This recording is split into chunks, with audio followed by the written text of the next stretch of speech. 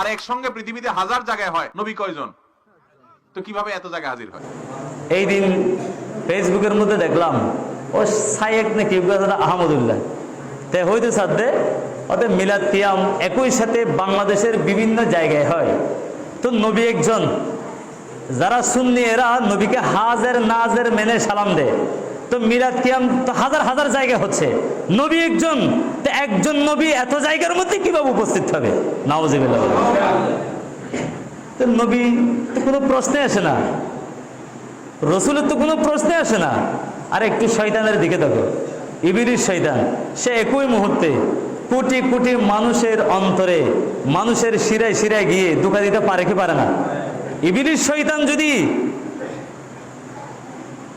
একজন হয়ে লক্ষ লক্ষ জায়গায় গিয়ে কোটি কোটি মানুষকে যদি ধোঁকা দিতে পারে, তা আমার নবীর সাথে শয়তানের তো কোনো তুলনা হয় না।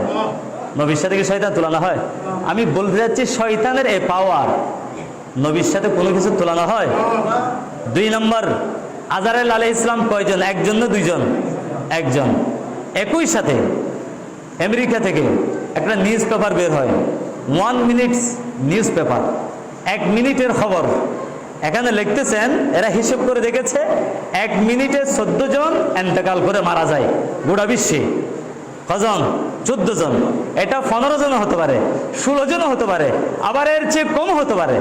যেহেতু এটা গবেষণা, এটা ভুল হতে পারে, কিন্তু এটা তো একেবারে ফেলে দেওয়া যাবে না।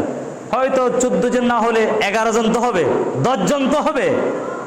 1 মিনিটে 10 জন, 2 মিনিটে 20 জন, তারপর 1 ঘন্টায় কয়জন? একদিনে কয়জন? কথা বলেন ঠিক কিনা? হয়তো আমরা মৃত্যুর খবর রাখি না বলে আমরা জানি না। আমেরিকা থেকে এই মেসেজ দেওয়া হয়েছে 1 মিনিটে 14 জন মানুষ মারা যায়। 1 মিনিটে 14 জন মানুষ মারা যায়। তাহলে এতগুলো মানুষের একই সাথে যিনি জান কবজ করেন তিনি হলেন আজরাইল আলাইহিস সালাম। কথা বলেন ঠিক কিনা? আজরাইল আলাইহিস সালাম একজন হয়ে যে মুহূর্তের ভিতরে বিভিন্ন জায়গায় বিভিন্ন দেশে গিয়ে যদি মানুষের জান কবজ করতে পারে, একজন হয়ে যদি বিভিন্ন জায়গায় যেতে পারে, তা আমার নবী পারবেন না? পারবে কি পারবে না? এটা 2।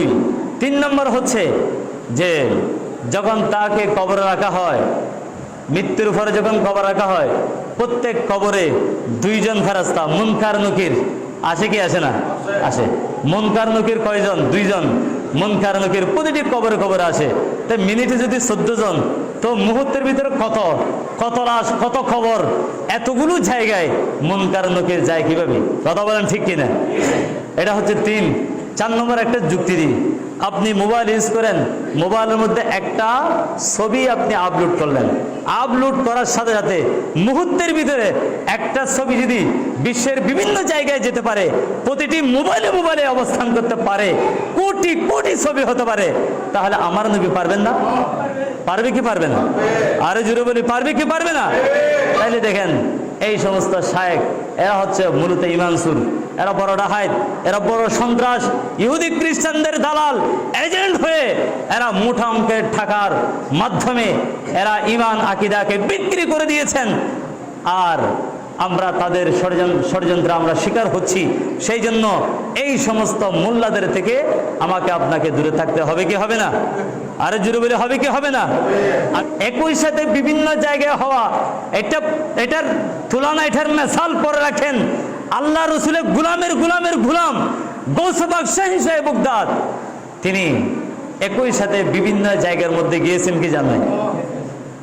70 জন মুরিদ, 70 জন আশেক গৌস পাকের ভক্ত রমজানের ইফতারে দাওয়াত দিয়েছেন।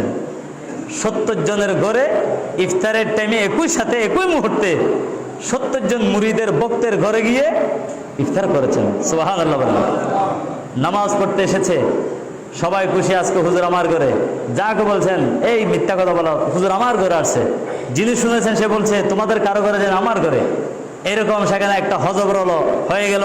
সবাই বলছে, এ বলছে আমার ঘরে, এ বলছে আমার ঘরে, এ বলছে আমার ঘরে। গৌসবাক সবাইকে মসজিদের আঙ্গিনায় নিয়ে বললেন, ওই গাছের দিকে তাকাও, দেখো। তারা ওই গাছের দিকে তাকালো, ওই গাছের যত পাতা আছে প্রতিটি পাতায় পাতায় তারা গৌসপাককে দেখেছে। সুবহানাল্লাহ। প্রত্যেকটি পাতায় পাতায় যদি গৌসপাক তাদের পাশেও দাঁড়ানো, আবার একই গৌসুল আজম প্রতিটি পাতায় পাতায় যদি থাকতে পারে, হতে পারে, যেতে পারে, তারা 70 জন মুরিদের ঘরে গিয়ে কেন ইফতার করতে পারবে না? সুবহানাল্লাহ বলে। আরো জোরে বলি সুবহানাল্লাহ।